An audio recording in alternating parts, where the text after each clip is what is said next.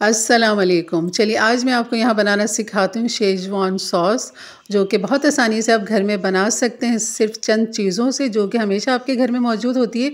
यहाँ कश्मीरी मैंने लाल मिर्च ले ली थी यहाँ पर, और इसके जो डंडियाँ हैं सिर्फ़ ये मैं कलर की वजह से ले रही थी क्योंकि इससे बहुत अच्छा कलर आता है। और इसकी डंडी धो लिया था, पहले इसको खूब अच्छा सा मट्टी साफ़ कर ली थी, फिर इसके डंडी निकाल के इसके बीज निकाल देंगे। और ये जो साबुत लाल मिर्च है, ये साबुत हो या थोड़ी सी जो बड़ी लंबी वाली होती है वो भी ले सकते हैं यहाँ पर। मतलब कि छोटी गोल मिर्च है तो वो ले लें, या इससे थोड़ी सी जो बड़ी होती है हरी मिर्च की तरह वो ले लें। तो उनके भी आपने बीज निकाल लें क्योंकि ये मिर्चें बहुत तेज़ होती हैं, लेकिन कश्मीरी लाल मिर्च तेज़ नहीं होती। तो यहाँ इनके भी मैं कुछ बीज निकालूंगी, कुछ रहने दूंगी ताकि थोड़ा सा फ्लेवर भी आ जाए मिर्चों का इसमें। तो यहाँ इस तरह आपने कर लेनी है इनकी सफाई, और धोने के बाद फिर आपने इनके बीज निकालने। और यहाँ निकालने के बाद इनको मैं उबलते पानी के अंदर, जो कि मैंने रखा हुआ उबलने के लिए, तो ये सारे जो है मैं यहाँ पर डाल दूँगी। तकरीबन ये 1 कप के बराबर होंगी दोनों मिर्चें मिला के, या 100 ग्राम होंगी। तो यहाँ पर उबलते पानी में तकरीबन हाफ़ गिलास पानी के अंदर हमने इसको भिगो देना है, खोलते हुए पानी के अंदर। जब ये थोड़ा सा ठंडा हो जाएगा फिर हमने इसको ब्लेंडर में करना है। जब ये ठंडा हो जाए तब आपने करना है, जब तक ये बहुत अच्छा सा इसमें ये देखें फूल जाएगा। ये देखें कश्मीरी लाल मिर्च कितनी अच्छी फूल गई, अंदर का जो इसका गूदा है वो भी सॉफ्ट नरम हो चुका है, और ये जो छोटी लाल मिर्च गोल वाली है वो भी अच्छी सी फूल गई है, सॉफ्ट नरम हो गई। तो बस इसको पानी समेत आपने इसको ब्लेंडर में डाल देना है और खूब अच्छा सा आपने इसको पीस लेना है, बिल्कुल बारीक पेस्ट बना लेना है। चाहे तो पहले थोड़ा सा पानी डाल के इसका पेस्ट बना लें, फिर बाकी जो है इसका पानी वो डाल दें इसमें। मैंने सारा ही डाल दिया था और खूब अच्छा सा इसको पीस लिया था। तो ये बहुत आसान रहता है, बहुत सारे चाइनीज़ खानों में ये हम इस्तेमाल कर सकते हैं ये सॉस बना के। एक महंगी बोतल लेने से बेहतर है कि आप घर में अपनी चंद चीज़ों से बेहतरीन सा ये शेज़वान सॉस बना सकते हैं।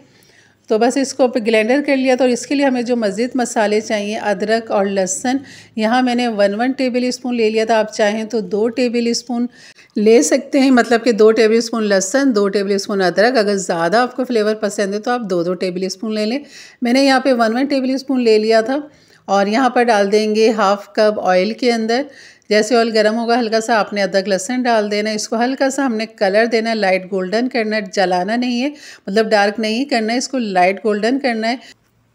तो यहाँ पर जो हमने मसाला पीसा था, यानी कश्मीरी मिर्च और साबुत लाल मिर्च को हमने पीसा था नीम गर्म पानी के साथ, वो यहाँ पर अब हम डाल देंगे। जैसे ही गोल्डन हल्का सा होगा उसके बाद आप यहाँ पर ये पिसा हुआ मिर्चों का डालते हैं, और इसको अच्छा सा इसको हमने पकाना है। इसके अंदर हमने मज़ीद जो फ्लेवर डालने, इसको भी मैं ढक दूँगी ताकि खूब अच्छा सा इसमें उबाल आ जाए। और जैसे इसमें उबाल आता है तो फिर बाकी चीज़ें हम यहाँ पर डालते हैं। सिरका 2 table spoon, soya sauce 1 table spoon, और केचप यहाँ पर डाल देंगे 3 टेबल स्पून, और चीनी डाल देंगे 1 टेबल स्पून, और हाफ़ टी स्पून यहाँ पर डाल देंगे नमक। बस इसको खूब अच्छा सा मिक्स कर देंगे, और इसको इतना ड्राई करेंगे जितना हमें थिकनेस इसकी चाहिए। जैसे गाढ़ा होता है तो इस तरह हमने इसको खुला पकाना है ताकि पानी इसका ड्राई हो जाए, उसकी थिकनेस को चेक करते रहेंगे।